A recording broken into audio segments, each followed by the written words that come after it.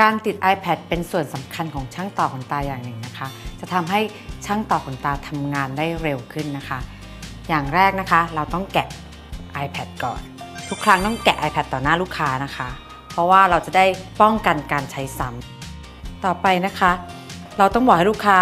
มองบนนะคะลืมตาและมองบนนะคะอย่างที่3นะคะก็คือเอานิ้วนางหรือนิ้วกลางนะคะล้างขอบตาล่างไว้นะคะติด iPad ลงบนขนตาล่างนะคะชิดขอบตาล่างใช้น้ำหนักมือกดหัวตาและหางตาเท่าๆกันนะคะและบอกให้ลูกค้าหลับเบาๆ